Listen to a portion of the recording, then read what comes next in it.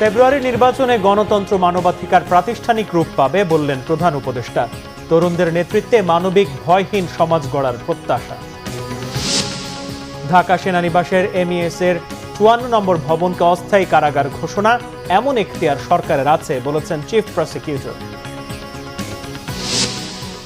কেউ কেউ ৭১ ভোলানোর চিন্তায় ব্যস্ত বলেছেন মির্জা ফখরুল। নভেম্বরেই গণভোট চায় জামাত, ইসির সাথে বৈঠক। দ্রুত সেন্ট্রাল ইউনিভার্সিটি অধ্যাদেশ জারির আশ্বাসে ৭ কলেজের শিক্ষার্থীদের আন্দোলন স্থগিত। পুলিশের লাঠিপেটার প্রতিবাদে শিক্ষকদের বিক্ষোভ।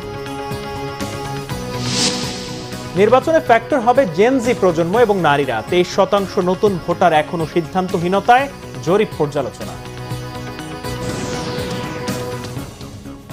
দেখছিলেন ক্রাউন সিমেন্ট সংবাদ শিরোনাম।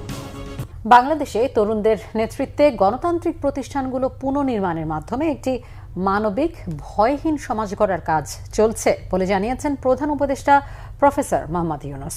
গণতান্ত্রিক প্রতিষ্ঠানগুলোর সংস্কার ও ফেব্রুয়ারিতে নির্বাচনের মাধ্যমে জনগণের হাতে ক্ষমতা ফিরিয়ে দেয়া হবে বলেও জানান তিনি। ওয়ার্ল্ড ফুড ফোরাম WFF এর গ্র্যান্ড ওপেনিংয়ে প্রধান উপদেষ্টা এসব কথা বলেন।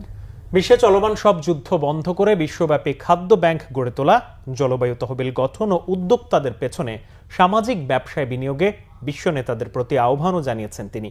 রকুনুজ্জামানের রিপোর্ট। ইতালি সফরের দ্বিতীয় দিনে সোমবার প্রধান উপদেষ্টা রোমে WFOর সদর দপ্তরে পৌঁছালে তাকে উষ্ণ সংবর্ধনা জানানো হয়। সদর দপ্তরের প্রবেশপথেই তাকে স্বাগত জানান AFOর মহাপরিচালক। প্রধান উপদেষ্টার সাথে সাক্ষাৎ করেন ওয়ার্ল্ড ফুড প্রোগ্রামের মহাপরিচালক ডক্টর কু দঙ্গু। পরে ওয়ার্ল্ড ফুড ফোরাম WFF এর গ্র্যান্ড ওপেনিংয়ে মূল বক্তব্য রাখেন প্রধান উপদেষ্টা। বাংলাদেশে গণতন্ত্র ও মানবাধিকার প্রতিষ্ঠায় তার নেতৃত্বাধীন অন্তর্বর্তীকালীন সরকারের অঙ্গীকার পুনঃব্যক্ত করেন তিনি। ফেব্রুয়ারিতে নির্বাচনের মধ্য দিয়ে গণতন্ত্রকে প্রাতিষ্ঠানিক রূপ দেওয়ার কথাও জানান। It is our youth, the young people, full of courage and hope, who led that movement. Their demand was simple: to give power back to the people, to create a society based on fairness, inclusion, and trust. Today, those young people are engaged in the rebuilding of our institutions. They are shaping a new Bangladesh, one that puts its people at the center of governance.